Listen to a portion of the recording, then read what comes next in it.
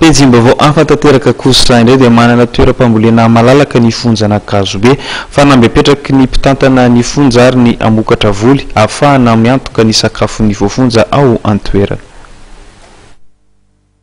Manana toeram-pambolena malalaka ny fonjana Kazobe, anisan'ny fanambepetraky ny mpitantana ny fonja moa ny famokarana ahafahana miantoka ny sakafon'ny voafonja eto.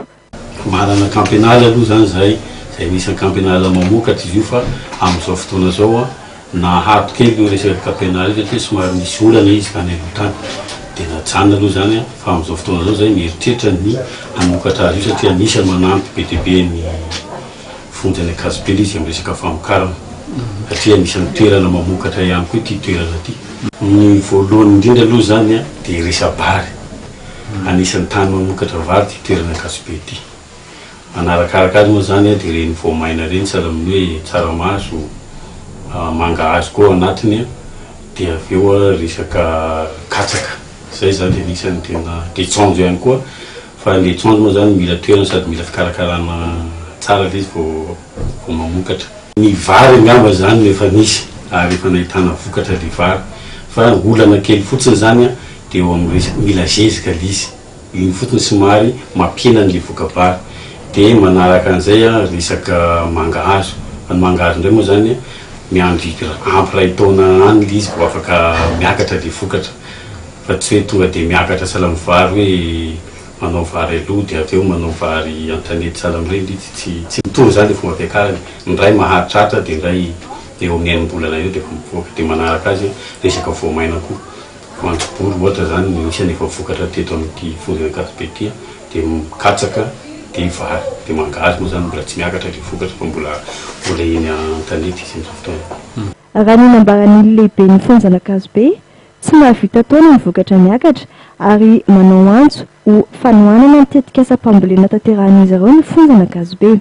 Ny eritreritray zavatra efa hitana ihany izy io taloha, voalohany zany mikasika amin'ilay kampenala anay hosokafana izy io satria anisany toerana tsara ary mamokatra.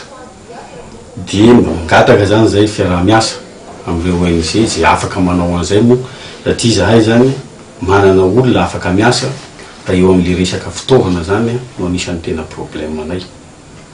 Ary resaka angadin'omby zany ary resaka omby moa zany ampiasaina raha teo koa etsy andany any zany tena olona. Dia manaraka an'izay resaka zezika fa ny masom-bolo indray iny zany mba azo indramina amin'ny namana na amin'izareo eny amin'ny katolika moa zany matetika manome masom-boly anay rehefa manao zavatra ohatran'ireny zay fa ireo zavatra anankitelo ireo zany ny tena olana dia fitaovana dia zezika dia amin'ilay omby ampiasaina zany satria raha ohatra ka hoe ny vatan-dehilahy no entina ampiasainao resaka angady fotsiny tsy ahitam-boka ny firy mihitsy zany fa zay arakaraka mihitsy satria fahasalamana koa jerena koa etsy an-daniny sao dia miteraka zavatra hafa dia izy efa tsy ampy sakafo raha teo no ampiasainao mafy be dia tsy mety mihitsy zay tsy maintsy jerena izy zay zavatra.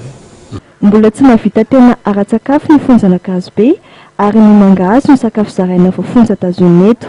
Indray mandeha isam-bolana ary andro fety ihany vao mihinam-bary. Tsy mitsaha mitombo ny isan'ny voafonja eto Kazobe hoy ny tompony andraikitra. Raha zato ny voafonja zakan'ity fonja eto ity dia tafakatra hatrany amin'ny 520 zany amin'izao fotoana izao. Ny valo vehivavy, ny roa tsy ampy taona.